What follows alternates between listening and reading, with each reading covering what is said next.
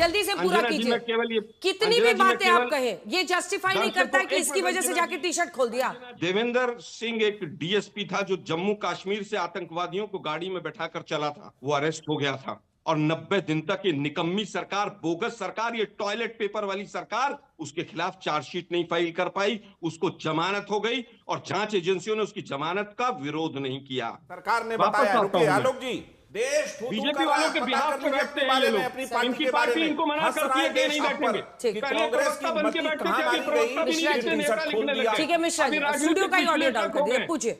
ये बीजेपी की B team को चुप कराइए। चलिए बोलिए। बीजेपी के एबीसी और जेड सारी टीमों कुछ करना है। ये व्यक्ति बहरूपिया है, बीजेपी का ये व्यक्ति बहरूपिया है।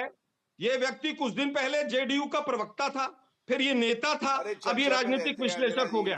ये बीजेपी के प्लांटेड लोग हैं, मेरी बात पूरी होने दीजिए, नहीं तो मैं और को लोगों को भी निर्वस्त्र करूंगा। बीच में कोई ना बोले नहीं तो पजामे पे भी जाऊंगा। रुकिए जरा एक बार, देखिए आपकी आवाज जा रही है, पूरी कीजिए। तो शौक ही है। देखिए बात ये है अंजना जी, बात ये है कि जेएनयू के अंदर जिस तरह पर गलत सीडी चलाई गई थी, उस समय पर भी पूरे हिंदुस्तान के मीडिया ने दिखाया कि जेएनयू में शायद आतंकवादी आ गए, और उसके बाद पहली डेट पर हाईकोर्ट ने बेल दे दी और आज तक सजा नहीं हुई। ये पूरे देश को पता है। अरे भाई, मणिपुर के अंदर क्या हुआ था, हमारी फौजियों की बेटियों के साथ किस तरह का अभद्र व्यवहार हुआ था, वो लोग आज तक अरेस्ट हुए कि नहीं, पूरा देश को नहीं पता है। दुर्भाग्य यह है कि एप्स्टीन फाइल्स में कितने लोग नग्न हुए हैं, जांच इसकी होनी चाहिए। लेकिन पूरे देश के ध्यान को कैसे भटकाया जाए, तो टी शर्ट ढूंढ लो, टी शर्ट कहां प्रिंट हुई, कौन ग्वालियर पहुंच गया। अरे ये बताइए भाई कि एप्स्टीन फाइल्स वालों के मंत्रियों की बेटियों के यहाँ पर पैसा कितना आया, जांच इसकी होनी चाहिए। जब यूएसए से एग्रीमेंट हो रहा था, एप्स्टीन फाइल के दबाव में सरकार झुकी चली जा रही थी, रेंगती चली जा रही थी, घुटनों के बल चल रही थी, तब समझ नहीं आया था। आज हालत यह है कि ट्रंप हमारी इस सरकार को टॉयलेट पेपर से ज्यादा कुछ नहीं समझता है। ये शब्द इस्तेमाल किया था गौरव भाटिया जी ने भी, इन्हीं के ऊपर फेंक रहा हूं वापस में कि टॉयलेट पेपर से ज्यादा मोदी जी को कुछ नहीं समझता ट्रंप। गजब बेइज्जती है। 70 से ज्यादा बार वो क्या कह चुका है कि मैंने डांट के डपट के, और मैं उनका पॉलिटिकल कैरियर को खत्म नहीं करना चाहता हूं।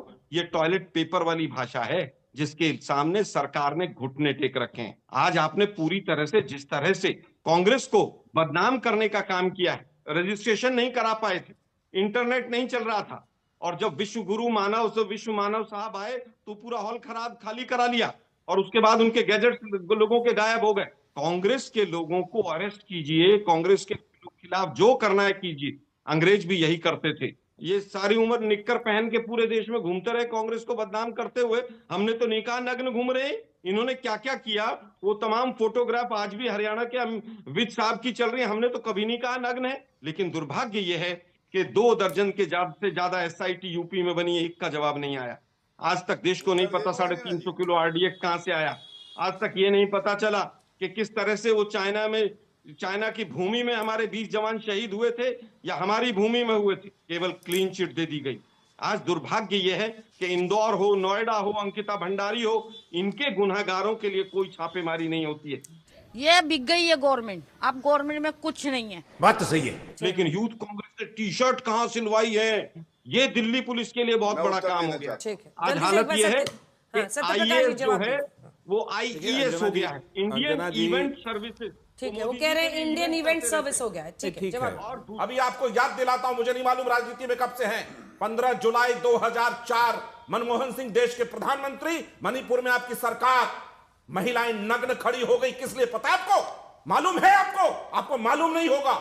उस दिन भारत रोया था। वो था प्रदर्शन, क्योंकि बलात्कार के खिलाफ 15 महिलाएं प्रदर्शन करने खड़ी हुई। आपकी सरकार थी, मनमोहन सिंह ने एड्रेस नहीं किया, उसके खिलाफ था। आज कौन सी ऐसी बात थी कि आप पहुंच गए अंतर्राष्ट्रीय सम्मेलन में, एआई समिट में, टी शर्ट उतार के घूमने लगे?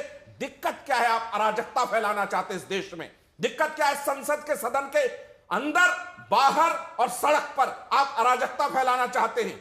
आपको कोई मतलब लोकतंत्र से नहीं, संविधान से नहीं। और सुन लीजिए, ऐसे जिसको बब्बर खालसा बता रहे ना, क्या बता रहे बब्बर शेर, आपके सारे बब्बर से भेड़िए के माफी किस तरह भाग रहे थे। लोग हंस रहे हैं देश में आप पर। कुछ तो सुधार करिए, लोकतंत्र पर लौटिए, गांधी के मूल्यों पे लौटिए। गांधी ने सविनय अवज्ञा आंदोलन सिखाया, ये सट उतार के फेंक के चलने का आंदोलन नहीं सिखाया। अरे कौन भौंक रहा है ये बदतमीज? वो भी अंतर्राष्ट्रीय मंच पर अद्भुत। ठीक है, अब बोले दीजिए, आलोक जी को बोले दीजिए, स्टूडियो में रहने का फायदा मत उठाए। आलोक जी, मुझे लगता है कि इसी तरह की लिस्ट अगर आती कि पुलवामा में कौन कौन था, 6 महीने बाद जब संसद सत्र आया तो संसद सत्र के अंदर किसी ने भी लिस्ट में नाम नहीं चलाया कि कौन कौन से आतंकवादी यहां पर आए। इसी तरह की लिस्ट पुलवामा के मास्टरमाइंड की भी आती तो बहुत अच्छा लगता। उसमें जिस तरह से सतपाल मलिक जी के यहाँ पर सीबीआई इंक्वायरी करके और आज तक नहीं पता चला वो गाड़ी किसकी थी, लेकिन यूथ कांग्रेस और कांग्रेस को दबाने में ये पूरी सरकार निर्वस्त्र हो गई है। इसी तरह से नाम अगर आता अंकिता भंडारी हत्याकांड में कि कौन वो वीआईपी था तो हमें बहुत अच्छा लगता। लेकिन दुर्भाग्य यह है कि डरपोक और कमजोर सरकार है, कंप्रोमाइज्ड प्रधानमंत्री हैं, यूएसए से डरते हैं, यूएसए से पूरी तरह से ऐसे कांपने लगते हैं कि ट्रंप का नाम भी नहीं ले पाते हैं। दुर्भाग्य यह है कि आज आप कांग्रेस को दबा रहे हैं लेकिन युवाओं की आवाज को नहीं दबा पाएंगे। आप कुछ भी कर लीजिए, जो युवा बेरोजगार है, जो रोजगार मांग रहा है, उसको आप नहीं दबा पाएंगे, उसकी आवाज को नहीं दबा पाएंगे। वो लोग मोदी जी को कभी माफ नहीं करेंगे। अनुराग जी, अब आप जल्दी से कमेंट इस पर, क्योंकि समाजवादी पार्टी का स्टैंड क्लियर नहीं हो रहा है। खुद प्रधानमंत्री कह रहे हैं कि बाकी दलों की कोई गलती नहीं है, ये कांग्रेस के लोग थे, कांग्रेस के थे, उन्हीं को जिम्मेदार ठहराइए। लेकिन आज सवाल यह है कि भाई आपको वहीं पर एक अंतर्राष्ट्रीय मंच में ये करने की क्या जरूरत है, और बार बार युवाओं से जोड़ रहे हैं। भाई देखिए, आपने देखा आपके ही चैनल पे नंगई शब्द का इस्तेमाल कितनी बार हुआ। एक व्यक्ति ने कम से कम 10 से ज्यादा बार किया। नंगई कपड़ों से नहीं होती है, सोच और विचार और व्यवहार में भी हो। तो ये सोच और विचार व्यवहार किसको ठीक करना है समझने की जरूरत है। कम से कम शब्दों का इस्तेमाल जब हम राष्ट्रीय चैनल पर बैठे हो तो जितना कम हो ऐसे शब्द तो ज्यादा अच्छे हैं। एक व्यक्ति औकात की बात करने लग गए, वो औकात तक पहुंच गए। सवाल ये है, अगर इस तरह की घटना हुई है तो हमने पहले ही बोला कि वो मंच सही नहीं थी, जगह सही नहीं था, ऐसा नहीं करना चाहिए था। इसका मतलब ये नहीं है कि आप उनको आतंकवादी की तरह व्यवहार करने लगेंगे। किसी ने अगर किसी हमारे देश के किसी नागरिक ने अगर किसी पार्टी ने विरोध जताया, गलती की, तो ये जिम्मेदारी सरकार की भी होती है। अगर उनसे गलती हुई है तो उनके साथ व्यवहार भी वैसा करना चाहिए जैसे सरकार एक विपक्ष के साथ करती है। ऐसा व्यवहार नहीं होना चाहिए जैसे लगे कि सरकार ने आतंकवादियों को पकड़ने की कोशिश कर रही हो। ये ठीक नहीं है समाज के अंदर में, क्योंकि आप समाज में क्या संदेश देना चाहते हैं। जैसे अभी उन्होंने बेरोजगारी की बात की, बिल्कुल सही बात है कि क्या आप असली मुद्दों पे तो इतनी तेज चर्चा नहीं करना चाहते। यहाँ अगर 15 साल से 29 साल के जो बच्चे हैं या जो लोग हैं वो 14% बेरोजगार हैं, उस पर तो बात नहीं होगी। बेचारे भूल गए होंगे, टेंशन बहुत है ना, क्योंकि वो मुद्दा सूट नहीं करता है आपको। वो मुद्दा ज्यादा सूट करता है। मैं तो कह रहा हूँ, गलगोटिया ने हमारे देश की लुटिया डुबोई, उस पर एफआईआर करके जेल में डालिए ना। उस पर इतनी देर क्यों नहीं कार्रवाई हो रही भाई? उस पर भी कार्रवाई होनी चाहिए। कार्रवाई तो उसमें भी उतनी तेज होनी चाहिए ना जो गोली मारने की बात कर रहा था।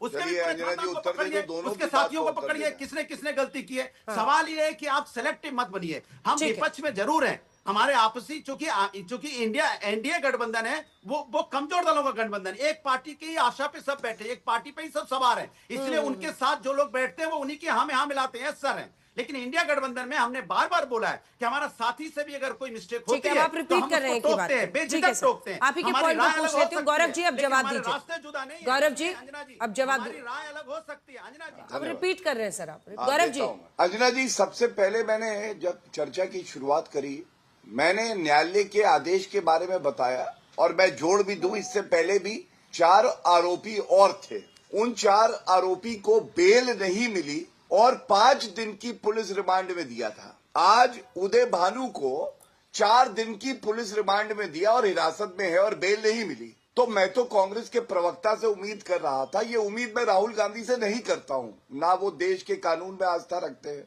ना संविधान में रखते हैं। साबित करना चाहता है तू?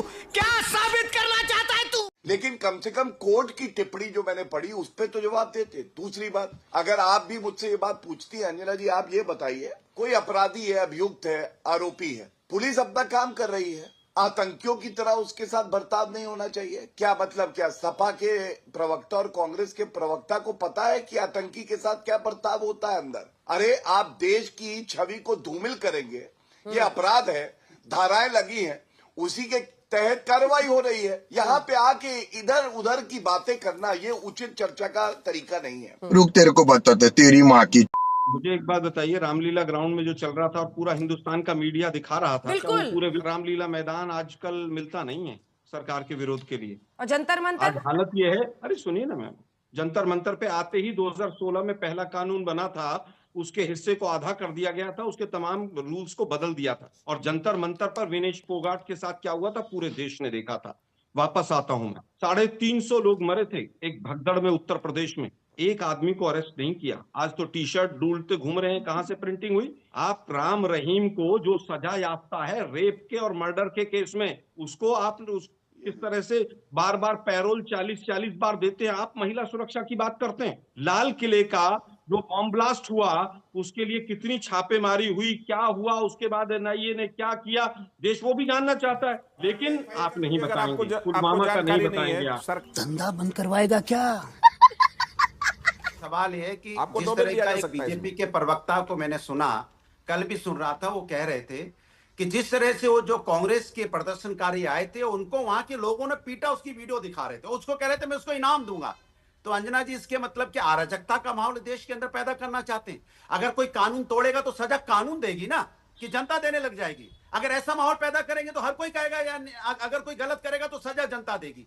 ये गलत बात है। और मैंने तब भी बोला था, फिर बोलता हूं, जो बीजेपी प्रवक्ता बार बार एक व्यक्ति की फोटो दिखाते हैं कि उनको पीटने वाले की फोटो दिखाते हैं, अराजकता पैदा करना चाहते हैं समाज के अंदर, ये ठीक नहीं है। हम लोकतंत्र में विश्वास रखते हैं, हम संविधान और कानून में विश्वास रखते हैं। कोई गलत करेगा तो कानून सजा देगी, पुलिस पकड़ रही है ना, जेल में डाल रही है ना, लेकिन वो कौन, ये क्यों कहते हम इनाम देंगे, ये पकड़ा जाएगा तो? शांतिपूर्वक प्रदर्शन था और हमें कॉन्स्टिट्यूशन में पूरी तरह से राइट है, लेकिन दुर्भाग्य यह है कि जो नंगई 4 दिन से चल रही है, मैं नंगई बताता हूं कि 2G के अंदर इतना बड़ा घोटाला हो गया और कोलगेट में इतना बड़ा घोटाला हो गया और अपनी सरकार आई तो सबको बरी कर दिया। इसको नंगई कहते हैं। 20 जवानों की शहादत हो जाए और उसके बाद चाइना को मोदी जी कहें कि क्लीन चिट देता हूं, इसको नंगई कहते हैं। यूएसए इसके लिए थोड़ी टॉप उतार दिया वहां पर आलोक जी सबने, उस पर आप एक बार भी जवाब नहीं दे रहे आलोक जी, ये गलत बात है ना, आप इवेट कर रहे हैं क्वेश्चन को। वेन्यू पे जाके क्यों किया सबके बीच में? मेरी बात पूरी हो जाने दीजिए। मेरे पास अब वो अनिल विज के मैं सारे फोटो लेके बैठ जाऊं, मेरी वो आदत नहीं। किसानों के हितों को अमेरिका के सामने गिरवी रख देना और यहाँ संसद में माला पहनना, इसको नंगई कहते हैं। अमेरिका की फटकार से रशिया से तू तेल खरीद लेना बंद कर देना, इसको कहीं ना कहीं नंगई कहते हैं। और शहादत पर मुझे वोट दे दो कि पुलवामा में शहीद हो गए, मुझे वोट दे दो, इसको नंगई कहते हैं। गौरव जी बोलने दीजिए, गौरव जी उनको कंप्लीट करने दीजिए। आलोक जी और गौरव जी, सबको बरी कर दिया जाए। हमने G20 का विरोध नहीं किया था। प्रधानमंत्री मोदी के एयरपोर्ट पर अगवानी करेंगे नेतन्याहू। आपको बता दें, प्रधानमंत्री इजराइल के दौरे पर पहुंच रहे, तेल अवीव के एयरपोर्ट पर उनकी अगवानी करेंगे खुद नेतन्याहू। भारत और इजराइल का वो रिश्ता जो अरब देशों के साथ भारत के बहुत अच्छे रिश्ते रहते हुए भी एक रिश्ता है जिसमें भारत इन्वेस्ट करता है, और तेल अवीव के एयरपोर्ट पर अगवानी करने के लिए वहां पर पहुंच रहे हैं नेतन्याहू।